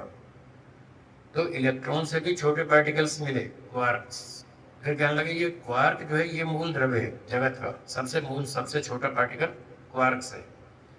तो एक साइंटिस्ट से मैंने पूछा था गुजरात में, वो मेरे पास दर्शन पढ़ने आते थे और मैं उनसे साइंस की बात सीखता था। तो उन्होंने बताया कि अब तक 4 क्वार्क्स की इन्वेंशन हो गई, 4 प्रकार के क्वार्क्स खोज लिए, क्वार्क ए, क्वार्क बी, क्वार्क सी, क्वार्क डी। फिर 6 महीने बाद बोले 4 और पकड़ में आ गए, उनका तो काम चलता रहता था। फिर 8 हो गए। फिर कई साल पहले मैं नागपुर में गया एक कॉन्फ्रेंस में, नेशनल कॉन्फ्रेंस थी, उसमें अच्छे अच्छे विद्वान बुलाए थे देश भर के, कुछ साइंस के भी थे, कुछ अध्यात्म के भी थे। तो मुझे भी उसमें बुलाया था, मैं भी उसमें गया। तो मैंने अपना ईश्वर का और अध्यात्म का पक्ष रखा, उन्होंने साइंस का रखा। तो बेंगलोर के एक साइंटिस्ट थे, उन्होंने कहा कि अब तक 36 प्रकार के क्वार्क्स खोज लिए गए। तो उनका कोई सिद्धांत नहीं, वो हर 10-20 साल में बदलते रहते। फिर क्वार्क्स को ये मूल द्रव्य बताने लगे। फिर आगे चल करके कहने लगे नहीं नहीं, क्वार्क्स भी नहीं है, मूल द्रव्य तो एनर्जी है। अब ये लेटेस्ट साइंस की इंफॉर्मेशन ये है, ये एनर्जी को मूल द्रव्य मानते हैं जगत का, मूल तत्व, उससे सारी दुनिया बनी, एनर्जी से। तो ये बहुत उलझी हुई बातें, इसको छोड़ देते हैं, हम अपने दर्शन की बात करते हैं। एनर्जी क्रिएट नहीं होती है, हाँ नहीं होती, लेकिन वो ट्रांसफॉर्म होती है। हाँ, इसमें वो बहुत घोटाला है, बहुत गड़बड़ है, इनको खुद कंफ्यूज नहीं, अभी तक एनर्जी और मैटर की ये डेफिनेशन नहीं कर पाए साइंस वाले, खुद उलझे हुए बेचारे, पर जो समझ में आता है बोलते रहते, बिना सिर पैर की बात बोलते हैं। ये क्या बोलते हैं, मैटर को एनर्जी में और एनर्जी को मैटर में कन्वर्ट कर सकते हैं, ये बात झूठ है। और जब क्या मूल सिद्धांत है जिस पर ये एटम बम बनाते हैं ना, जिस फार्मूले पर E = mc², ये फार्मूला है जिससे ये एटम बम बनाते हैं। E = mc²। एनर्जी जो है वो मास के उसके गुणांक में होती है, ऐसा उनकी व्याख्या है। तो उनका सार ये है कि मैटर को एनर्जी में और एनर्जी को मैटर में कन्वर्ट कर सकते हैं। ये बात वेदों के विरुद्ध है। अब वेद की भाषा सुनिए, वेद की भाषा है, जिसको ये मैटर कहते हैं उसको हम द्रव्य कहते हैं।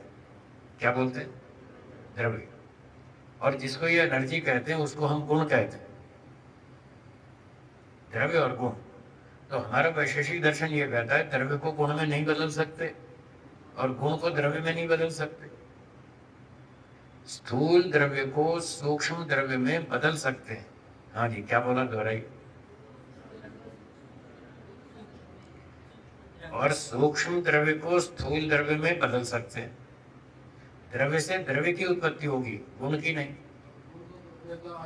वो तो उसके सारे से रहेगा, वो इंडिपेंडेंट है ही नहीं,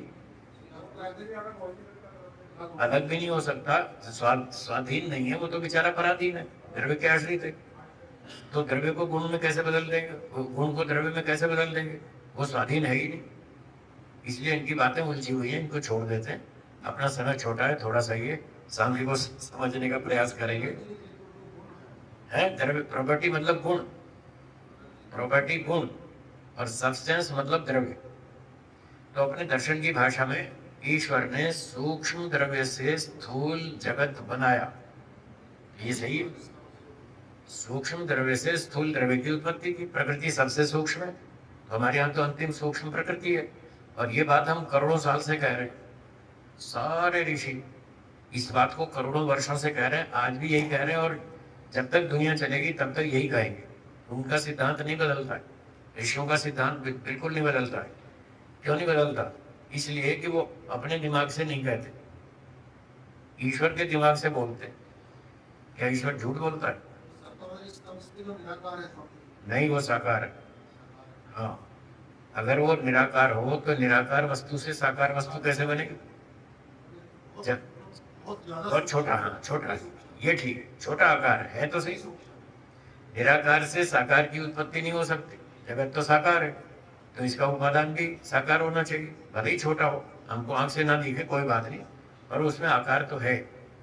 क्योंकि ये भी साइंस का नियम है, दर्शन वेद का नियम है, अभाव से भाव की उत्पत्ति नहीं हो सकती। क्या बोला दोहराइए?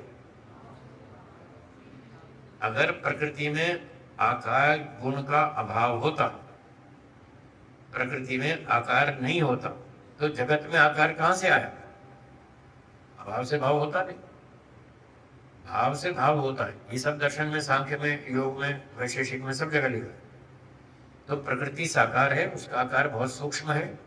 उस सूक्ष्म द्रव्य से ईश्वर ने स्थूल द्रव्य बनाया। ये मन इंद्रिया बुद्धि और पंचमहाभूत बना दिए। हाथी घोड़े पशु पक्षी और वृक्ष वनस्पति पर्वत नदियां समुद्र, ये सब चीजें साकार हैं। ये मूल प्रकृति से बनाई, प्रकृति साकार है, इसलिए जगत साकार है। तो ये थी सारी चर्चा सृष्टि की। ईश्वर ने जीवात्माओं के कर्मानुसार, क्योंकि बनाया था ना उसको, दो कारण है सृष्टि बनाने के। एक तो ये था पिछले कर्मों का फल देना, तो पिछले कर्मों के फल स्वरूप ईश्वर ने ये तरह तरह के लाखों प्रकार के प्राणी बनाए। गाय घोड़े कुत्ते गधे सांप बिच्छू व्हेल मछली शार्क मछली डॉल्फिन मछली, तरह तरह की। ये 84 लाख योनियां हम बचपन से सुन रहे, आप भी सुन रहे। तो ये जो लाखों वैरायटी है प्राणियों की, ये सब कर्मों का फल है। जिसने जो जो कर्म किए उस हिसाब से ईश्वर ने उसको वैसा फल दिया, वो शरीर दिया। और 4 वेद में बता दिया, भाई ये अच्छे काम है, ये बुरे काम है, अच्छे वाले करो, बुरे वाले मत करो। अच्छे काम करो, निष्काम कर्म करो, मोक्ष में जाओ। तो दूसरा पर्पज है मोक्ष। तो वेदों में ईश्वर ने ये बताया, अच्छे काम करो, निष्काम भाव से करो, आपका मोक्ष हो जाएगा, मोक्ष दे दूंगा मैं। और सकाम कर्म करोगे, सांसारिक सुख के पर्पज से करोगे, तो फिर पशु पक्षी मनुष्य बनाऊंगा। अगर सकाम कर्मों में अच्छे वाले ज्यादा होंगे तो मनुष्य बनाऊंगा, और बुरे वाले ज्यादा होंगे तो फिर लाखों योनियां हैं, जाओ अपना जेल में दंड भोगो। ये पूरा सिस्टम योग सांख्य न्याय वैशेषिक दर्शनों में पूरा विस्तार से समझाया। मनुस्मृति में है, वेदों में, वहीं से लिया सारा कुछ। तो कपिल मुनि जी ने भी सांख्य दर्शन में ये सब बताया, ये कर्मों का फल है।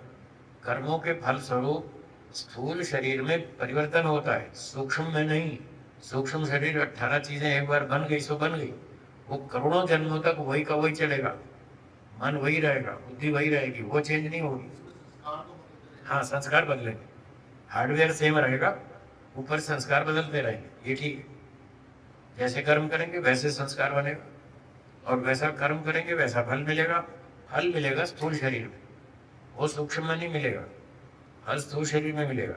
क्या जाति के अनुरूप उस जाति के प्रत्येक प्राणी को सेम शरीर होता है या अलग? सूक्ष्म शरीर सबका सेम है, मच्छर का भी, कुत्ते का भी, गधे का भी, मनुष्य का भी। वो 18 चीजें एक ही है सबकी, उसमें चेंज नहीं है। चेंज है स्थूल शरीर में।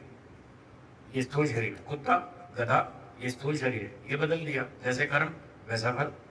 अच्छे काम करो मनुष्य बनो, फिर और अच्छे करो, मनुष्यों में और ऊंचे परिवार में जाओ, और बढ़िया सुविधा मिलेगी। और अच्छे काम करो और ऊंचे परिवार में, 100% अच्छे काम करो, निष्काम करो, मोक्ष मिल जाएगा। हाँ, पहले पहले पहले उत्तर सुनिए, उत्तर सुनिए, प्रश्न सुन लिया मैंने, उत्तर सुनिए। ये दुनिया कभी शुरू नहीं हुई, तो ये सबसे पहले कहना ही गलत है। ऐसे कहें, ये अनादिकाल से, अनादिकाल से चक्र है, नो स्टार्टिंग नो बिगिनिंग, सदा से चल रहा है, सदा चलेगा। हाँ, अनादिकाल से है, इसलिए कि तुमने ऐसे कर्म किए इसलिए बनाया, कर्म किए इसलिए बनाया, फ्री में नहीं है। मच्छर बनो, कॉकरोच बनो, जो भी बनो, आपने कर्म किया इसलिए बनाया। कर्म कब किया? अनादिकाल से चल रहा है, पहली सृष्टि नाम की कोई चीज नहीं है। ये सवाल टफ है, कठिन है, इसको समझना। मैं थोड़ा कोशिश करता हूँ, शायद आपको समझ में आ जाए। कुछ चीज़ें सरल होती हैं, कुछ कठिन होती हैं। सरल बात जल्दी समझ में आ जाती है, कठिन में थोड़ा सोचना पड़ता है, 2 4 6 महीना भी लग सकता है और ज़्यादा भी लग सकता है, वो तो हर एक का अपना IQ है। तो पहली बार सृष्टि कभी नहीं बनी, इस बात को समझने के लिए एक उत्तर यह है कि ईश्वर अनादिकाल से है, हाँ या ना। आत्मा अनादिकाल से है, प्रकृति अनादिकाल से है, तो जो वस्तु जब से है तब से अपना काम कर रही है। आत्मा अनादिकाल से, वो अनादिकाल से कर्म कर रहा है। ऐसा नहीं पहले पड़ा सोता रहता था, फिर अचानक उसको खुजली हुई, फिर वो खड़ा हो गया और उसने काम शुरू कर दी। ऐसा नहीं है, वो जब से है तभी से कर्म करता है। अभी सुनिए, मुझे बात पूरी करने दी, फिर पूछिए, मेरी बात पूरी होने दीजिए, फिर पूछिएगा। तो आत्मा अनादिकाल से कर्म कर रहा है, ईश्वर अनादिकाल से उन कर्मों का हिसाब रखता है और उनका फल देता है। कहाँ से देता है? इस प्रकृति में से। सुअर कुत्ते गधे बनाता है, सब कर्मों का फल इसी प्रकृति में से देता है। ये तो हुई पॉजिटिव थिंकिंग कि ये सब अनादिकाल से चल रहा है और ईश्वर अनादिकाल से हमारा कर्म फल दे रहा है। और ये पॉजिटिव बात समझ में कम आती है। जब पॉजिटिव नहीं आती तो हमारे शास्त्रों में लिखा है, जो सवाल कठिन हो और पॉजिटिव वे में समझ में नहीं आए तो नेगेटिव वे से सोचो, फिर समझ में आएगा। अब मैं इसको उल्टे ढंग से समझाऊंगा, फिर शायद समझ में आ जाए।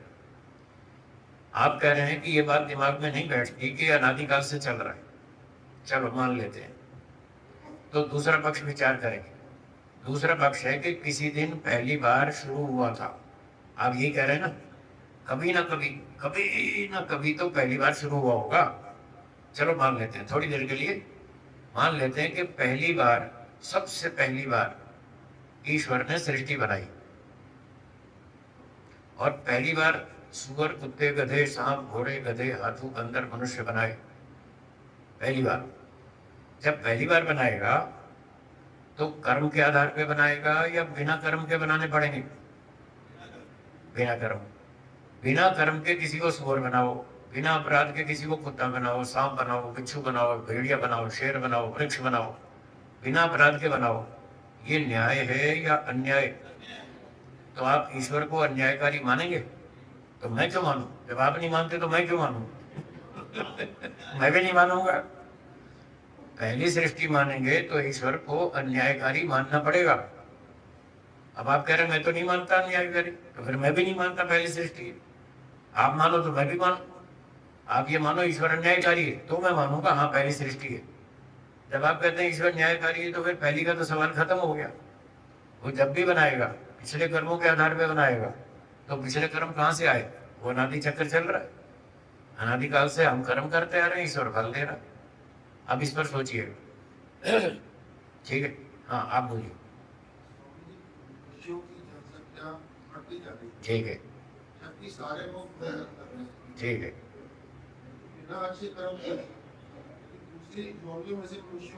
हाँ जी, हाँ जी। ऐसा है, मनुष्यों की संख्या किस आधार पर बढ़ रही है, ये आपका प्रश्न है। इसका उत्तर सत्यार्थ प्रकाश में लिखा है। उसमें 3 नियम लिखे हैं। 3। पहला नियम, जब कोई मनुष्य अपने पूरे जीवन में 50% अच्छे और 50% बुरे काम करता है, 50-50 इक्वल, तो अगला जन्म उसका सत्यार्थ प्रकाश में लिखा है कि सामान्य परिवार में सामान्य मनुष्य में मिलेगा। क्यों साहब बाबा जी ठीक कह रहा हूँ? आधे आधे पाप पुण्य हो तो सामान्य मनुष्य का जन्म मिलेगा। दूसरा नियम, यदि अच्छे कर्म 50% से ज्यादा है, 60, 70, 80% ज्यादा अच्छे कर्म किए, आप कम किए 10-20%, तो ऊंचे विद्वानों के घर में जन्म मिलेगा। ये दूसरा नियम। तीसरा नियम, यदि पाप कर्म उसके 50% से ज्यादा है, फॉर एग्जाम्पल 60% पाप किए पूरी लाइफ में, पुण्य किए 40%, तो पाप ज्यादा हुए। तो वहां लिखा है तीसरा नियम, जब पाप अधिक होता है तो ईश्वर उसको पशु पक्षी योनियों में डाल देगा। कब तक डाले रखेगा? जब तक पाप पुण्य इक्वल नहीं हो जाए, बराबर नहीं हो जाए। तो मान लीजिए 60% पाप किए किसी ने, पुण्य किए 40%, तो 60 और 40 में कितना अंतर है? 20 का। तो 20% पाप का दंड भोगने के लिए उसको सुअर, कुत्ता, शेर, भेड़िया, हाथी, घास, वृक्ष, वनस्पति बनाएगा ईश्वर, और 20% पापों का दंड वहां भोग लिया। अब 40-40 इक्वल हो गया, 60 में से 20 का दंड भोग लिया, 40 पाप बचे, और 40 पुण्य पहले से रखे हैं। जिस जन्म में उसने 60 पाप किए थे, उसी मनुष्य जन्म में 40 पुण्य भी किए थे, तो 40-40 बराबर हो गए। तो पहला नियम लागू होगा, जब बराबर होंगे तो लौट करके सामान्य परिवार में आएगा, 4th क्लास फैमिली में। अब मेरा प्रश्न है कि जो मनुष्यों की संख्या बढ़ रही है, वो 4th क्लास फैमिली में बढ़ रही है या क्लास 1 ऑफिसर्स के घर में बढ़ रही है? बोलिए बोलिए, कहाँ बढ़ रही है? 4th क्लास में बढ़ रही है। बड़े अधिकारी लोग, बुद्धिमान लोग पहले 4 बच्चे पैदा करते थे, अब 2 कर रहे हैं, जो 2 करते थे वो 1 कर रहे हैं, और ये संख्या तो शूद्र परिवार में, लेबर क्लास में बढ़ रही है। इससे क्या सिद्ध हुआ? इससे क्या सिद्ध हुआ? कीड़े मकोड़े, मेरी बात पूरी सुनिए, पूरी सुनिए। इससे ये सिद्ध हुआ कि कीड़े मकोड़े में से वापस आ रहे हैं, इसलिए मनुष्यों की संख्या बढ़ रही है। अगर पुण्यों की संख्या अधिक होती, आज मनुष्य लोग पुण्य ज्यादा करते, तो ऊंचे विद्वान, बलवान, बुद्धिमानों के घर में बच्चों की संख्या बढ़ती। वहां तो बढ़ नहीं रही, वहां तो बढ़ रही है। इसका मतलब पुण्य कम हो रहे हैं और पाप ज्यादा हो रहे हैं। जो यहाँ पाप कर रहे हैं वो लोग अपना दंड भोगने के लिए कीड़े मकोड़े में जा रहे हैं, और जिनका वहां दंड पूरा हो गया वो लौट के वापिस आ रहे हैं। तो इधर वाले उधर, उधर वाले इधर। अब इनकमिंग ज्यादा है, इसलिए संख्या बढ़ रही है। आउटगोइंग कम हो गई, डेथ रेट कम हो गई, इसलिए मरते कम है, लेकिन पैदा होते हैं ज्यादा। तो जब आउटगोइंग कम हो जाएगी, इनकमिंग ज्यादा हो जाएगी, तो संख्या बढ़ेगी। अब मरने की दर कम क्यों हो गई, उसका भी एक कारण है। पिछले 30-40 साल में मॉडर्न बायोलॉजी ने, मेडिकल वालों ने बहुत अच्छी प्रगति की। पहले चेचक की बीमारी फैलती थी तो 10 लाख लोग मर जाते थे, हैजा की बीमारी फैलती थी, 10 लाख लोग मर गए। ऐसे ऐसे कई तरह की, इन्फ्लुएंजा, निमोनिया, कई तरह के बुखार लाते थे, वो इलाज नहीं होता था, आदमी मर जाता था। अब चेचक फैलता नहीं, हैजा फैलता नहीं, वो इतने जो मरते थे वो बच गए, डेथ रेट कम हो गई। फिर किसी को हार्ट अटैक आता था, वो मर जाता था। अब ये डॉक्टर लोग उसको मरने नहीं देते, हार्ट अटैक वाले को, उसको किसी को स्टंट लगा देंगे, किसी का बाईपास सर्जरी कर देंगे, वो 15-20 साल और जी गया। तो डेथ रेट कम हो गई, इसलिए मृत्यु दर कम होने से और जन्म दर बढ़ने से मनुष्यों की संख्या बढ़ी। बेसिक तो वही है, और आपका सवाल था कि संख्या, तो मैं संख्या का उत्तर दे रहा हूँ है। हाँ ठीक है, ठीक है, हाँ वही हो रहा है, वही हो रहा है। मनुष्य नहीं बन रहे, वो वृक्षों में जा रहे हैं, मछलियों में जा रहे हैं, मगरमच्छ बन रहे हैं, भालू बन रहे हैं, वो इंसान थोड़ी बन रहे हैं। इस पर सोचिएगा, इस पर विचार कीजिएगा। हमारे पास 10 मिनट और है, और कोई शंका हो तो बोलिए।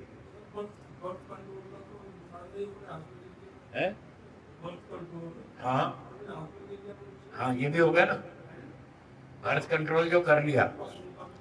हाँ ठीक है, इससे आप क्या पूछना चाहते हैं, क्या पूछना क्या चाहते हैं? हाँ हाँ ठीक है ना, ठीक है। शंका क्या, आपकी शंका स्पष्ट करिए, क्या पूछना क्या चाहते हैं? हाँ उसका उत्तर सुनिए। अब उत्तर सुनिए, अब प्रश्न आ गया समझ में, प्रश्न आपका समझ में आ गया, इसका उत्तर सुनिए। जब हमने बर्थ कंट्रोल कर लिया,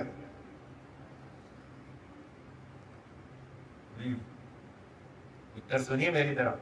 आपने सवाल किया, उत्तर आपको सुनाना, आप उधर देख रहे हैं, मैं कैसे सुनाऊं? जो हमने बर्थ कंट्रोल कर लिया, तो जिसको यहाँ जन्म लेना था उसको हमने ब्रेक लगा दी, ब्रेक लगाई ना। अब प्रश्न है कि फिर वो कहाँ जाएगा? जो यहाँ आने वाला था उसको हमने रोक दिया, उसको ईश्वर कहीं और जन्म देगा, वो उसका काम है। ये उत्तर है, हमने रोक दिया, ईश्वर कहीं और दे देगा,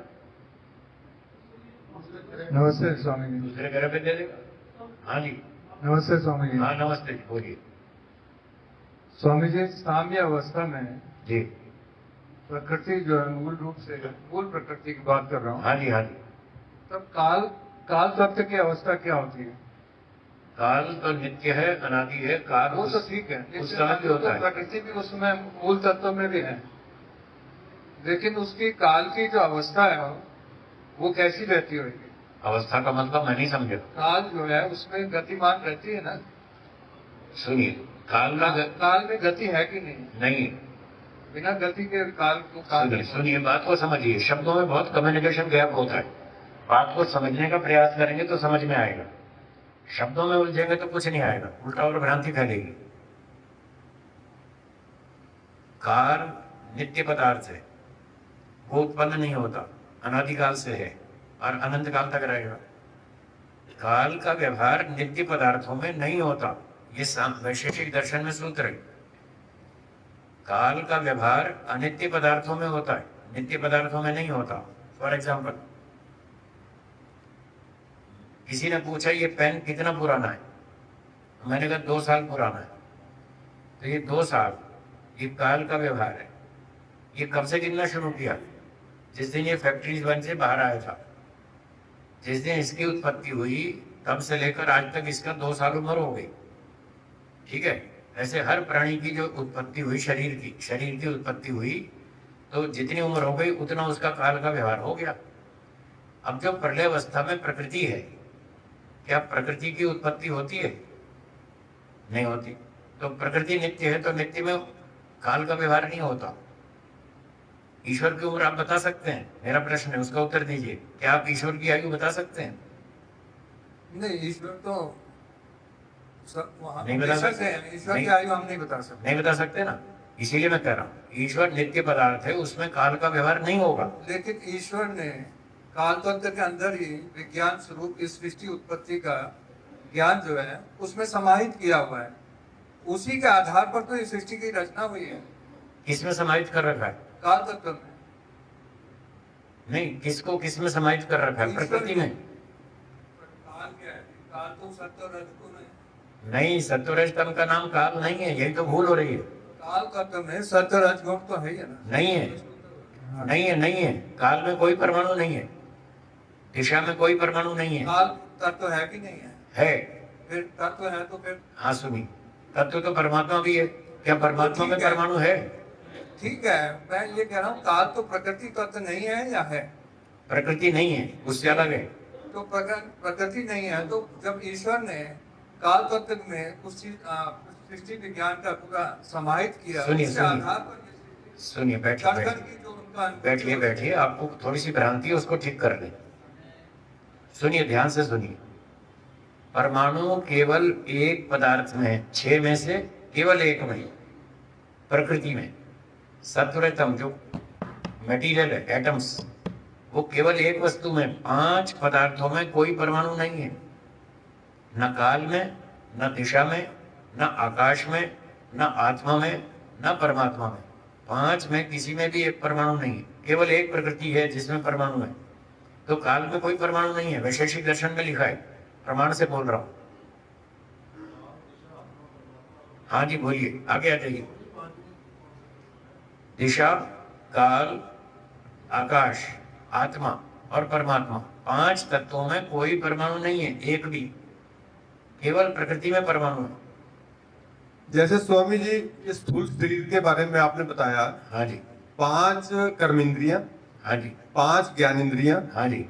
5 तन्मात्राएं। ठीक है, इनको अच्छी तरह समझाओ सरलता से। हाँ सुनिए। तन्मात्राएं क्या है, कर्मेंद्रियां क्या है, ज्ञानेंद्रियां क्या है? ठीक है, सुनिए।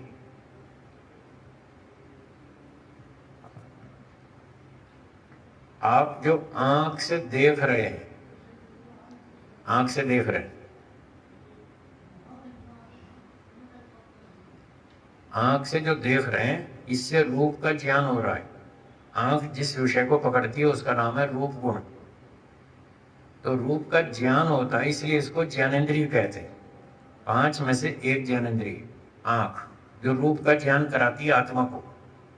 आंख जड़ है, उसको कोई ज्ञान नहीं होता। ज्ञान तो चेतन को होता है, जड़ वस्तु में ज्ञान नहीं होता। आत्मा चेतन है, आत्मा को ज्ञान होता है रूप का। इस ज्ञानेंद्रिय से, आंख से। फिर कान दूसरी ज्ञानेंद्रिय, उससे शब्द का ज्ञान होता है। नासिका तीसरी ज्ञानेंद्रिय है, इससे गंध का ज्ञान होता है। रसना चौथी है, इससे खट्टे मीठे रस का ज्ञान होता है। और त्वचा पांचवी ज्ञानेंद्रिय है, इससे स्पर्श का ज्ञान होता है। ये 5 ज्ञानेंद्रियां हैं, समझ में आई? अच्छा, अब कर्मेंद्रियों को देखते हैं। वाणी, ये बोलने वाली इंद्रिय है, बोलना एक कर्म है, ये कर्म करने वाली इंद्रिय, इसको कर्मेंद्रिय कहते हैं। एक कर्मेंद्रिय कौन सी हुई? वाणी। दूसरी हाथ, जिससे लेन देन करते।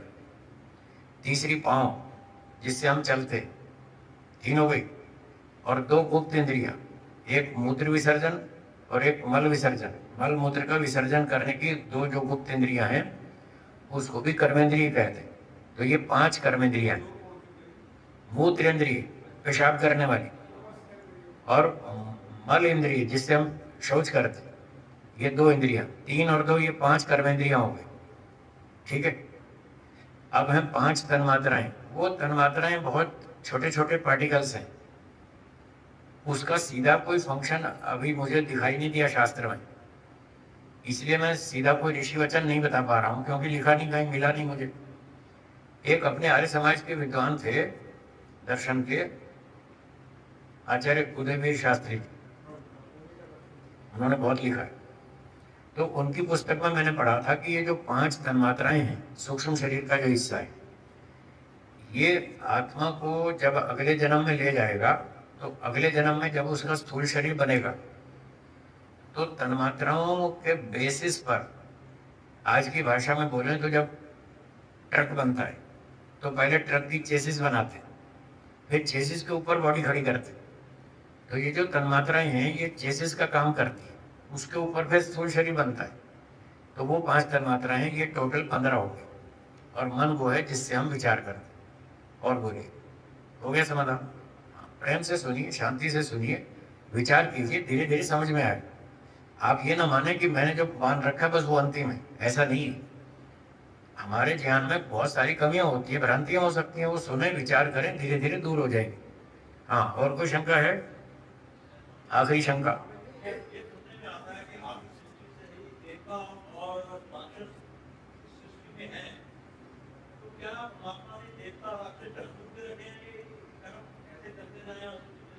ईश्वर ने कोई देवता राक्षस जानबूझ के नहीं रखे। ईश्वर तो कहता है अच्छे काम करो, देवता बनो और मोक्ष में जाओ। लोग ईश्वर की बात सुनते ही नहीं, वो राक्षस गिरी करते। तो फिर इसमें ईश्वर का क्या दोष है? राक्षस कैसे बनते हैं? सुनिए, प्रकृति के अंदर 3 पार्टिकल्स हैं, सत्वगुण, रजोगुण, तमोगुण। तो मैंने अभी बताया था, जब सत्वगुण का प्रभाव बढ़ता है तो व्यक्ति अच्छा सोचता है, अच्छा डिसीजन लेता है और अच्छा काम करता है। तो जो सत्व के प्रभाव से जीवन जीता है, वो धीरे धीरे अच्छे काम कर करके देवता बन जाता है। उसको देवता बनाने में सत्वगुण का सपोर्ट है। फिर जो रजोगुण और तमोगुण, वो जिसको प्रभावित करते हैं, और उनसे प्रभावित होकर, मोटी भाषा में कहूँ तो उनके बहकाए में आकर जो घोटाले करता है, वो राक्षस बनता है। तो उसको राक्षस बनाने वाला रजोगुण और तमोगुण है, ईश्वर नहीं है, ध्यान रखिएगा। हाँ हाँ, ये अनादिकाल से चल रही है अविद्या।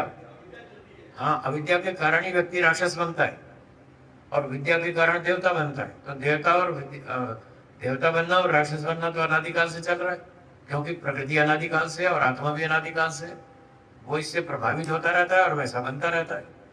ईश्वर कहता है रजोगुण तमोगुण को दबाओ, इसको हटाओ, सत्य को उभारो, अच्छे काम करो, अच्छे इंसान बनो, फिर देवता बनो, मोक्ष में जाओ।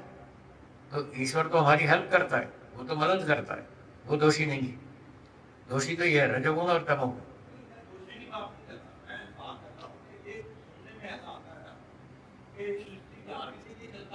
ये अनादिकाल से चल रहा है, आदि से नहीं, अनादिकाल से। इसलिए चल रहा है कि जीवात्मा को एक बीमारी है। वो बीमारी ये है कि वो कर्म करता है, वो चुप बैठता ही नहीं। इस बीमारी की वजह से वो अनादिकाल से चल रहा है। चलिए, समय समाप्त हो गया, विराम देते हैं।